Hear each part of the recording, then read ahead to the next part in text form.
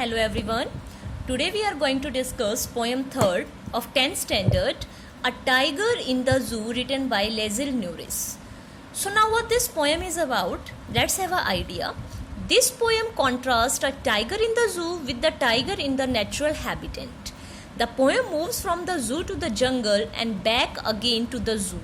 Read the poem silently once and say which stanzas speak about the tiger in the zoo and which one speaks about the tiger in the jungle.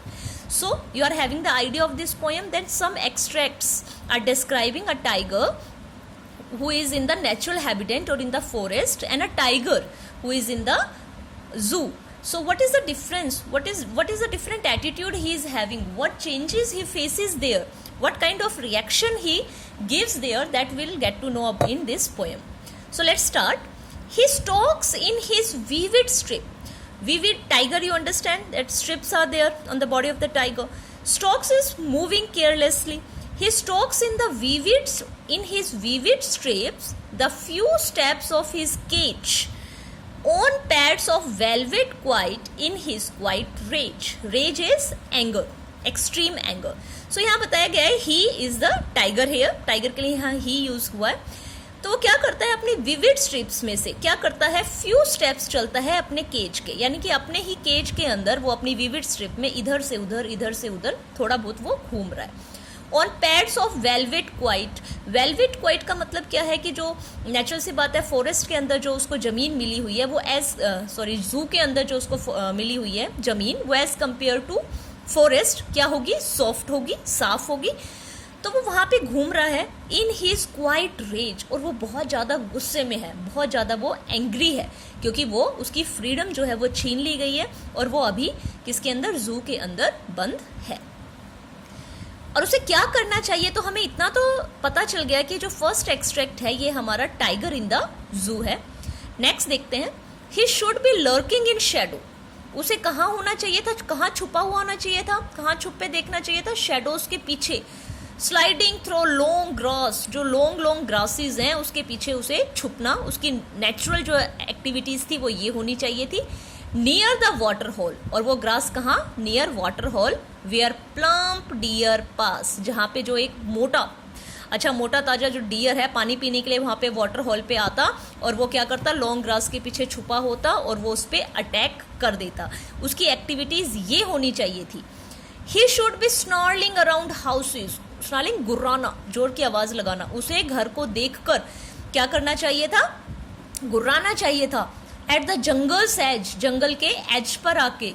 Bearing his white fangs his claws, और अपने पंजे और अपने white फेंजेस जो उसकी teeth हैं वो दिखा के टेरराइजिंग द विलेज, और उसे विलेज के लोगों को डराना चाहिए था. बेटा ये तो हम सबको नेचुरल से पता है. एक टाइगर को हम अगर जू के अंदर देखते हैं तो हम उससे बिल्कुल भी नहीं डरते, क्योंकि वो केज में है. अगर वही टाइगर हमारे सामने बिल्कुल सामने आता है, फॉरेस्ट से आता है, तो हमारी जो घबराहट होगी वो नेक्स्ट ही लेवल की होगी. तो उसकी नेचुरल एक्टिविटीज ये होनी चाहिए थी कि वो विलेजर्स को क्या करता, टेरराइज करता, विलेजर्स को डराता. But he is locked in a concrete cell. कहते हैं ये सारी एक्टिविटीज उसकी होनी चाहिए थी कि वो वाटर होल के पास अपने आप को लॉन्ग ग्रासेस में क्या करता, हाइड करता. जहाँ पे एक प्लम डियर आता तो वो उस पर अटैक करता, उसको अपना प्रे, अपना शिकार बनाता.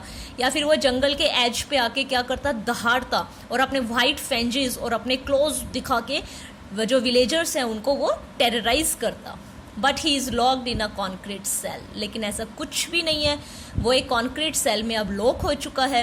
ही स्ट्रेंथ बिहाइंड बार्स, बार्स सलाखे, और उसकी जो एनर्जी है, उसकी जो स्ट्रेंथ है वो अभी कहाँ पे है, उस बार्स के पीछे है. Stalking the length of his cage, और अभी वो क्या कर रहा है, सिर्फ उस केज की जो लेंथ है उसको वो मेजर कर रहा है.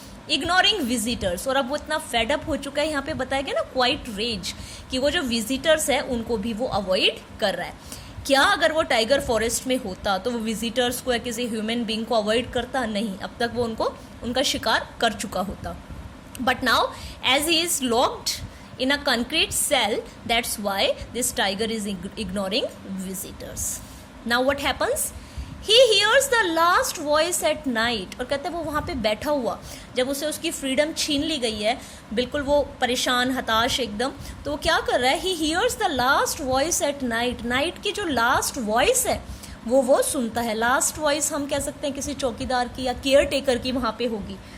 लेकिन बताया गया है यहाँ पे द पेट्रोलिंग कार्स यानी कि जो वहाँ पे घूमती हैं रात के टाइम पे, उन कार्स का, and stairs with his brilliant eyes at the brilliant stars, और वो अपने केज में बैठा हुआ क्या कर रहा है, स्टेयर्स होता है घूर के देखना, किसकी साइड देख रहा है, स्टार्स की साइड देख रहा है, brilliant eyes at the brilliant stars, और उसकी आईज जो है उनमें बहुत शाइन है, चमक है, क्योंकि टाइगर आपको पता है कितना स्ट्रॉन्ग एनिमल है, कितना ज़्यादा उसमें पावरफुल है, लेकिन केज में बंद होने की वजह से उसकी जो पावर है वो क्या हो रही है, एक्सप्रेस नहीं हो पा रही, वो हेल्पलेस फील कर रहा है, तो वो अपनी ब्रिलियंट आईज से ब्रिलियंट स्टार्स को वो देखता है। इसकी राइम स्कीम भी बहुत ही ज़्यादा क्लियर है, आप इसे सॉल्व करके देखिए, और इसकी जो नोट्स में मैंने सारी rhyme scheme and poetic devices सब इसमें दिया हुआ है। वर्ड्स बहुत इजी हैं इसमें, very easy words are there, so आप इसे एक बारी खुद एक्सप्लेन करके इसे सॉल्व करने की कोशिश करें।